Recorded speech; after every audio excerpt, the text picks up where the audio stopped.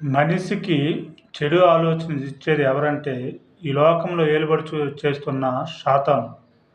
సాతాను ఏం చేస్తాడంటే, మనసు బాగోలేదంటే ఏం చేస్తాడంటే, మనసు బాగోలేదని నీవు కూర్చొని ఆలోచిస్తే, సాతాను ఏం చేస్తాడంటే, నువ్వెళ్ళి 3 పెగ్గలేసుకొని రా, లేకపోతే ఒక అమ్మాయి దగ్గరికెళ్ళిరా, లేకపోతే సినిమాకెళ్ళిరా, లేకపోతే మత్తు మాత్రలేసుకో, లేకపోతే ఉరేసుకో అనేసి సాతాను అటువంటి బుద్ధులు పుట్టిస్తాడు. ఎందుకంటే ఆ మనిషి యేసుక్రీస్తు వారిని నమ్మకుండా ఈ లోకంలో చనిపోతే ఆ మనిషి నరకానికి వెళ్తాడు. సాతాను ఉద్దేశం అదే.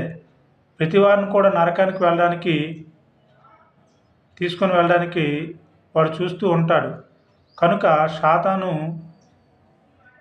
మనస్సు ఎప్పుడు కూడా చెడు వైపే లాగిస్తాడు మనిషి మనస్సుని.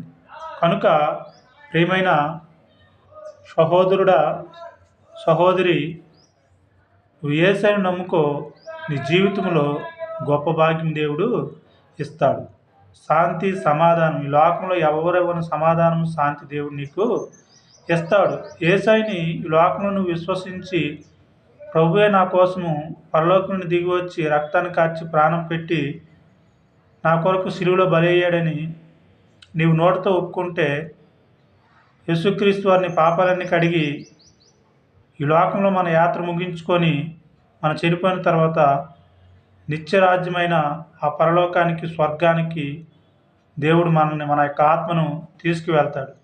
యేసుక్రీస్తు వారిని నమ్మకుండా ఈ భూలోకాన్ని నువ్వు ఎంత సంపాదించినా, నువ్వు ఎన్ని దాన కార్యాలు చేసినా, యేసు ప్రభువుని నమ్మకుండా, పాపాలు ఒప్పుకోకుండా నువ్వు చనిపోతే నరకానికి వెళ్తావు, కానీ పరలోకానికి వెళ్ళవు. కనుక ఈ మాటలు వింటున్న ప్రియ సహోదరుడా, సహోదరి, ప్రజలందరూ కూడా, ఈ మాటలు వింటున్న వారందరూ కూడా ప్రభువైన యేసుక్రీస్తు వారిని సొంత రక్షకుడిగా అంగీకరించండి.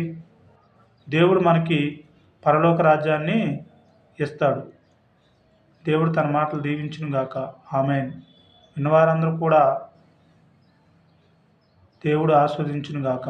ఆమేన్.